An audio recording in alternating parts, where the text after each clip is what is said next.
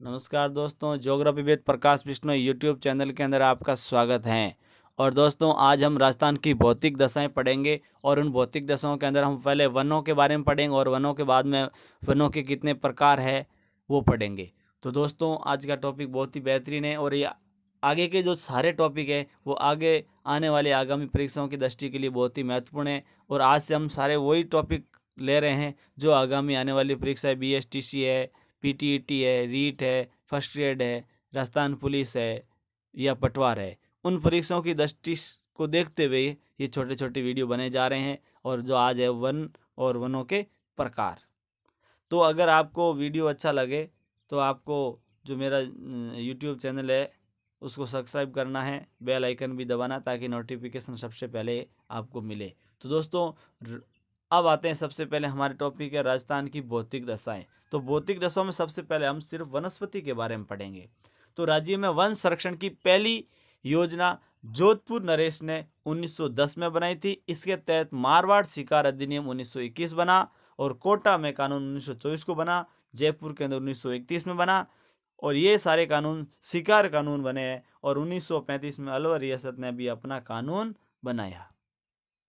उसके बाद में देखो दोस्तों, जो बांसवाड़ा, बारां, चित्तौड़गढ़, प्रतापगढ़ जिले हैं, यहाँ पर दोकड़ा एवं महुआ के साथ में सांगवान के वन भी मिलते हैं। और चित्तौड़, उदयपुर, राजसमंद में चंदन के बाल वृक्ष लट्ठे मिलते हैं। और हल्दी घाटी, खमनौर के वनों को चंदन के वन भी कहते हैं।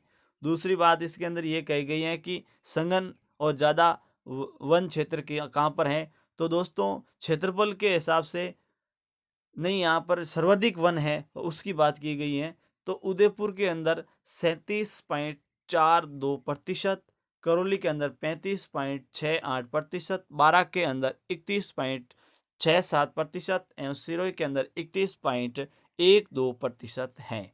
और अब है राज्यों में वनों के प्रकार। तो दोस्तों, राज्यों में वनों के प्रकार 4 हैं। तो हम सबसे पहले वन के बारे में पढ़ते हैं। पहला वन है शुष्क सागवान वन।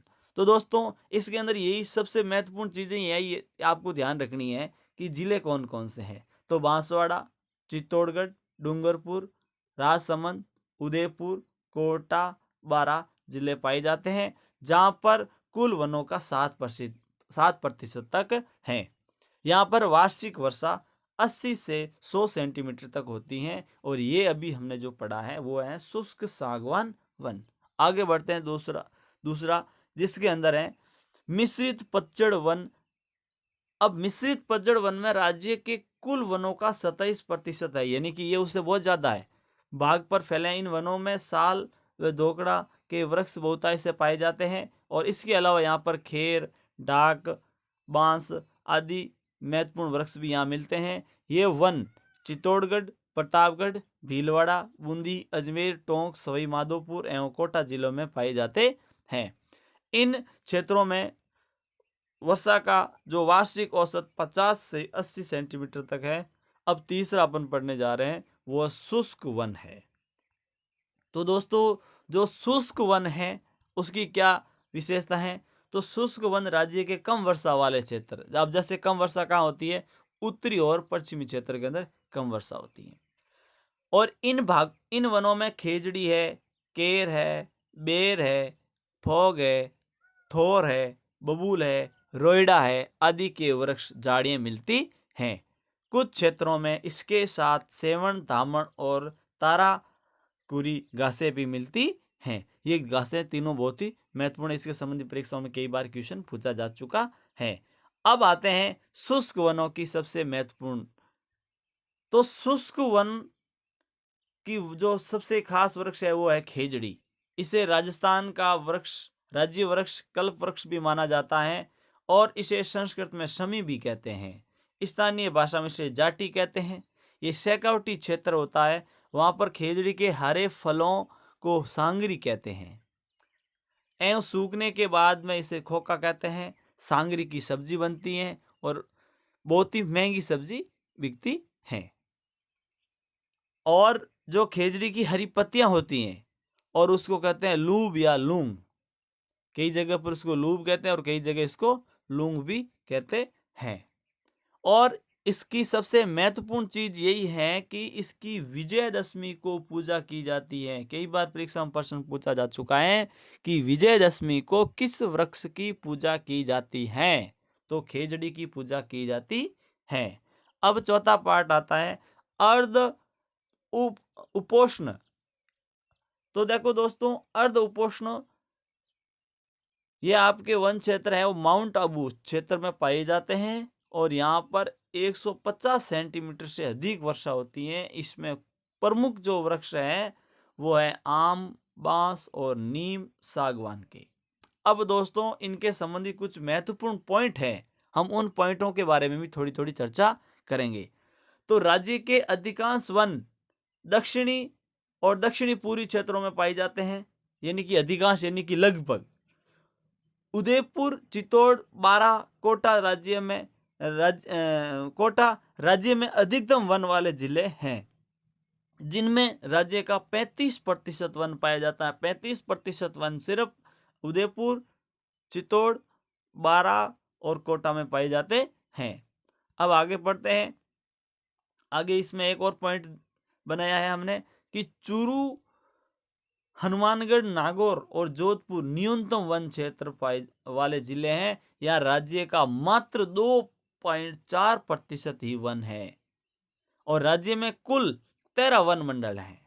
अगर क्वेश्चन आता है राज्य में वन मंडल कितने हैं, तो राज्य के अंदर 13 वन मंडल हैं। अब देखो दोस्तों, 13 वन मंडल कौन से हैं? जोधपुर है, जयपुर है, कोटा है, उदयपुर है, अजमेर है, भरतपुर है, टोंक, बूंदी, बारा, झालावाड़, चित्तौड़गढ़, सिरोही और बांसवाड़ा, ये 13 वन मंडल हैं। अब आगे बढ़ते हैं दोस्तों कि क्षेत्रफल की जो दृष्टि से सबसे बड़ा वन